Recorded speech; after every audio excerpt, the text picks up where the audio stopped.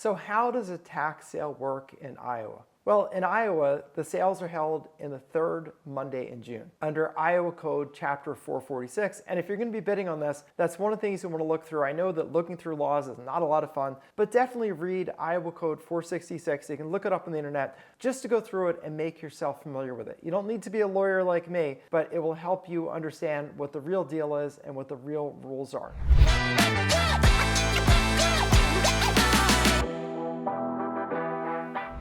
Now, there are two kinds of certificates that you can buy in connection with tax liens in Iowa. The first are the regular certificates. These are ones where they're being exposed for the first time to sale and offered to bidders to buy. The second kind are public bid certificates. Now, public bid certificates are ones where they put the certificate up for sale previously, but nobody bought it for some reason. Those can be very good opportunities in the right circumstance. And in this video, I'm going to get into when and why you might want to look into those and how those can actually be the best deals that are out there. Although I will say that in Iowa, you can get properties extremely cheaply. Because of the way that their system is structured, you can get things 10, 20, 30 cents on the dollar, meaning a $100,000 property you're buying for 10, 20, or $30,000 because of this system. System's a little bit complex, so you're going to want to pay close attention to this video. But that complexity is there to reward someone who really digs in and understands it, and that person can be you. Iowa uses a really interesting system called a bid down for percentage. So what it means essentially is that when you bid, instead of bidding like, I'll pay $1,000 for this or $2,000 or $3,000, instead you're bidding for a percentage of ownership in the property. So you might bid, I'll take 100% ownership in the property, or I'll take 90% or 80% or 70%. So the bidding works that way, which is really interesting. And it's a strategy you have to think about. And I personally won't buy something where I didn't have 100% ownership in it. For me, not interesting. I don't want co-ownership with someone else, especially a defaulting owner. But you can do that, and that is part of the strategy here. But I think you should be looking at things where you can get 100% ownership so you can get 100% control over the property. Now, most of these tax lien certificates are going to be redeemed. What does that mean? Redeemed means saved. Saved from the tax sale. So the former owner has 2 full years after the date of the tax lien auction to redeem the property. What that means is they go down to the tax collector's office, they pay the taxes that are due, plus interest, which you're going to get, and then they get to keep their property. Now, the interest is high. The interest is 1.5% per month, which calculates to 18% per year.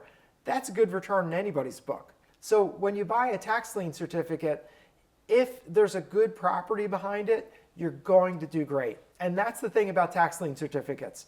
The tax lien certificate is really great if it's backed by a really good, solid property. Tax lien certificates are worthless pieces of paper if they're backed by a property that nobody wants and that has no value. What I mean by that? At tax lien certificate sales, they will sell useless pieces of land that aren't worth anything. And how does that happen? Sometimes a surveyor makes an error where they take a big plot of land, they subdivide it, and maybe they have a cul-de-sac at the end. And the surveyor makes some mathematical error in the property descriptions, and you end up with like a little sliver of land that was never included in another parcel, and it was never actually sold to a new buyer. And what happens when you subdivide, you take a big parcel, say subdivide it into, just for simple things, 4 different parcels. Then 4 people are paying taxes instead of 1. And the problem is that if when they subdivide, they leave a little sliver out, nobody pays that tax. So you'll have these little useless pieces of land. You'll have land that's underwater, meaning under a lake or a retention basin. And the developer, when they leave, won't pay those taxes. And that is a useless piece of land that will not be redeemed, and you do not want to take ownership of that because it's useless to you too. The interest rate in Iowa is 2% per month, so it's 24% per year, which is a great return that you can get on your investment. And there are very few things where you can get 24%, especially backed by real estate. And again, the most important thing is that make sure that the real estate that you're pursuing or the lien that you're pursuing is backed by a solid piece of real estate that has value to it. Maybe it has a structure on it. Maybe it's a big, beautiful plot of ground with access to the street. Make sure you do that because a 24% rate of interest is really good, but only if it's backed by a good piece of collateral, which in this case is the land that's behind it. I also want to tell you, when you're buying liens on the public bid, meaning they've been exposed to sale once, nobody bought them, and now they're being sold a second time, those have a reduced redemption period. So that redemption period is 9 months. So instead of waiting 2 years, you only have to wait 9 months to get the deed. So that's better. But be careful with those liens, because there may be a reason that they were not bought before. Maybe it's just a lousy property standing behind it. It could be that. So make sure that you just look very skeptically at those. There are some little gems that are overlooked in there, so you'll find some great ones.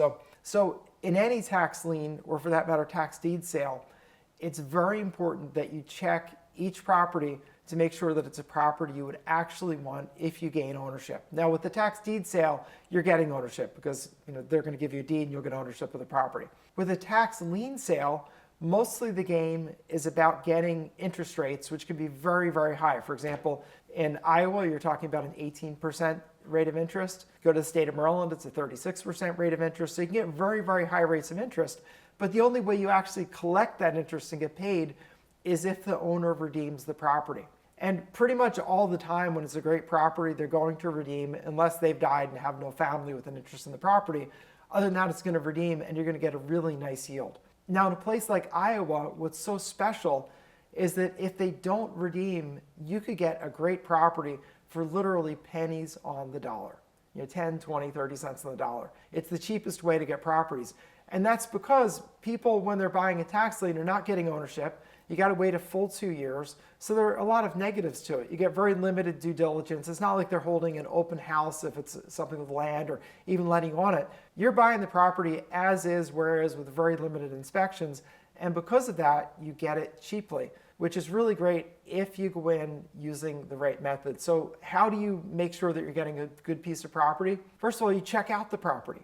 Make sure that at a minimum, when you're starting out your screening of properties, pull it up on Google Maps and do the street view. Look at the overhead pictures of it. Look and see, does it have access to a street, or is it a landlocked parcel? You don't want a landlocked parcel. If you have a parcel that doesn't have access to a street, doesn't have sewer, doesn't have water service, doesn't have anything you would need to actually build a property on it, you don't want that property. It's useless. So make sure that you're looking to see that it does have street access, it is usable. The easiest way to determine that it's usable is buying properties or buying tax liens on properties where there's an existing structure on the property. Because if you've got an existing house, then you know that it can be built on, it could be occupied, it's going to be grandfathered in, you're good. If you're buying raw land, then it's trickier, and just make sure that you check it out. So first thing is the Google Street View. The second thing is when you're actually getting serious and you're really going to go down and bid and put your hard-earned money down, you want to make sure that you put some eyes on that property. You want to look at that property physically, either yourself or through someone else that's doing it for you,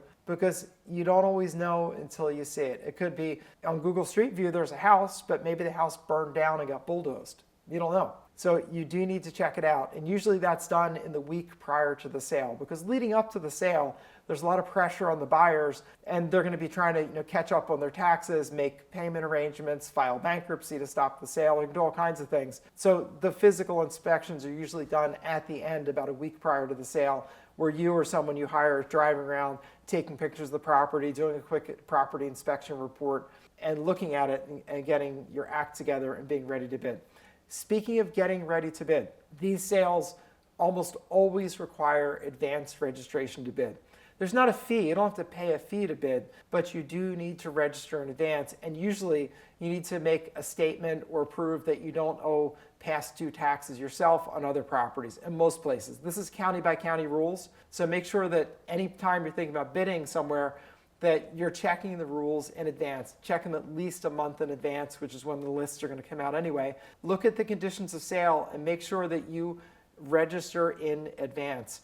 If you try to register the day of the sale, you're probably not going to be able to bid. And you're going to be very disappointed, especially since these sales happen once a year, first Monday in June. So you're going to be out a full year, at least in Iowa, if you don't register in advance. So make sure you check it out in advance. Get the conditions of sale. It's going to be on the county's website right there next to the list of properties that are being sold. Make sure you read through it. Make sure you understand it. Make sure you understand how and when you pay. Make sure you understand if you have to put a deposit down. Sometimes you have to do a refundable deposit to get a bidder's number. Also check to see if it's an in-person auction or a remote auction. More and more, the auctions are becoming remote, meaning they're done over the internet. It's good because it's more convenient for you, but it's bad when you have a remote auction because there's more competition, frankly. So there's this kind of good and bad, but both ones you can have winners. And I would just say to you generally, Iowa can be a great place to buy as long as you understand what you're doing. So look over the laws that I referred you to, look over the conditions of sale,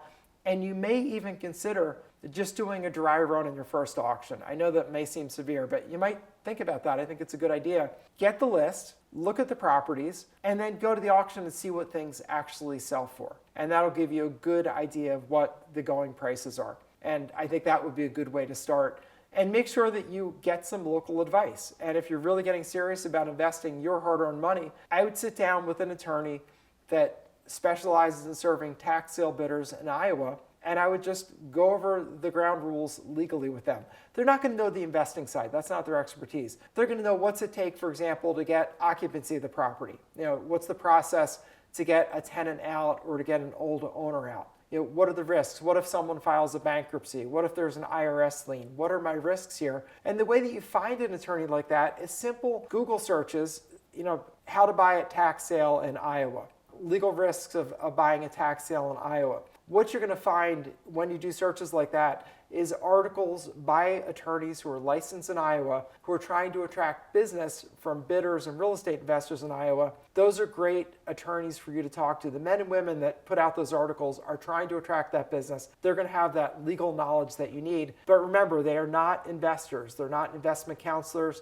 They're lawyers, so they're good at the legal side. They can tell you, here's the process that you need to do to foreclose at the end. Because, for example, in Iowa, after a year and 9 months, you can file a notice, and that puts you in a position to get the deed at that 2-year mark. But you have to file that notice, and you need a lawyer to help you with that. That's what I'm going to give you about the Iowa tax sale today. I'll also share with you that the tax lien world is rich in opportunity for those who know what they're doing, and it's rich in landmines for those who don't spend the time learning what they're doing. I have a good buddy of mine named Tony that has been doing this since the early 1990s. He knows tax liens like nobody's business. He's the guy that I go to when I have some business question about tax liens. I'm an attorney, so I can figure out the legal stuff. But when I want to know some business question or want to know about a new state I'm looking at investing in, Tony is the guy. So I sat down with him recently for about 15 minutes, did a quick interview, and he was telling me about what he's doing. He has some amazing strategies that I want you to hear about, because if you're interested in tax liens, he is a guy that you need to know. So if you click down below,